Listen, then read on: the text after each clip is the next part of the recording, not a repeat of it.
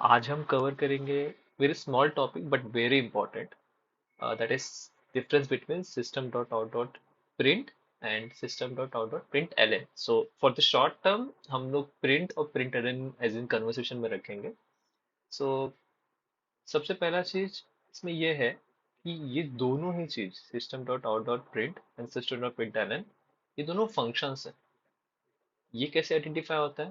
Function का main जो identification होता है एट द एंड, जो भी हम नाम देते हैं उसके एंड में ऐसे पैरेंथेसिस होते हैं. ठीक है, तो उससे हमको मालूम पड़ता है कि ये एक फंक्शन है. ठीक है. So first thing, this the function. और इसका जो यूज होता है, हम लोग system dot out print out dot print normally किसी भी चीज को हम लोग कंसोल पे शो करने के लिए करते हैं. सो फॉर एग्जाम्पल, मुझे सपोज स्टेटमेंट वन अगर कंसोल पे दिखाना है. सो जावा में जब हम कोड करते हैं तो हम तो उसे कंपाइल करते हैं, देन उसे हम रन करते हैं. फॉर द सिंप्लिसिटी मैं एक एडिटर यूज कर रहा हूँ जिसके थ्रू मैं डायरेक्ट इससे कंपाइल और रन कर सकता हूँ. ओके. सो यहाँ पर सबसे पहले हम रन कर रहे हैं, प्रिंट करने का ट्राई कर रहे हैं statement one. So let's say जब मैं इसको प्रिंट करता हूँ तो स्टेट अवे वो स्टेटमेंट वन आ जाता है. नाउ लेट्स से मैं स्टेटमेंट टू प्रिंट करता हूँ और बोथ दोनों कैसे प्रिंट है, प्रिंट अलेन नहीं है. तो इसमें होता क्या है कि ये यहाँ पर कोई स्पेस नहीं दिया है, तो as it is statement one without space statement two आ जाता है. इसे रन करके दिखा देता हूँ. ठीक है, इधर विदाउट स्पेस आ गया. तो अगर ऑब्वियसली इधर स्पेस दूंगा तो स्पेस आ जाएगा, बट थोड़ा डिफरेंट करते हैं.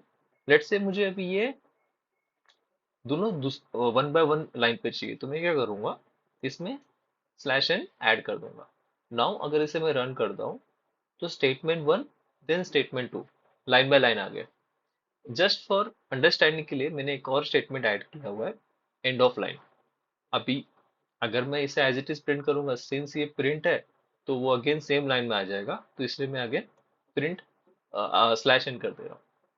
नाउ जिसे जब ओपन कर दो तो एंड ऑफ लाइन दिख रहा. नाउ यहाँ पर अगर मुझे स्लैश एन नहीं चाहिए तो मैं सिंपली प्रिंट को प्रिंट एल कर दूंगा.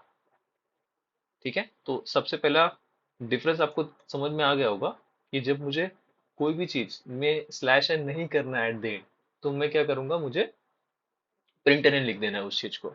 ठीक है, दोनों का काम अभी सेम हो गया. नाउ यहाँ पर एक और मेजर डिफरेंस है प्रिंट और प्रिंट एल में. इन केस अगर मैं कोई पैरामीटर पास नहीं करता हूँ प्रिंट एल में. ठीक है, और इसे मैं रन करता हूँ, ये पास हो गया. और इसने क्या किया, प्रिंट एल जहां पर था वहां पर वो कर्सर था, नेक्स्ट लाइन पे गया. देन कुछ भी उसने प्रिंट, सॉरी, नेक्स्ट लाइन जाने से पहले उसने कोई लाइन उसमें कुछ प्रिंट नहीं किया. देन सेकेंड लाइन पे गया, वहां पे कुछ मिला नहीं, उसने ब्लैंक किया. देन वो नेक्स्ट लाइन पे चले गया, नेक्स्ट लाइन पे उसे मिल गया एंड ऑफ लाइन, उसने उसको प्रिंट कर दिया.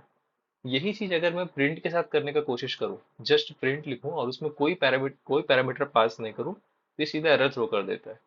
इट मीन्स हमको इस प्रिंट फंक्शन के अंदर आर्गुमेंट कंपलसरी है और प्रिंट एलिमेंट में आर्गुमेंट ऑप्शनल है. आप नहीं भी पास करोगे तो भी वो वर्क करता है.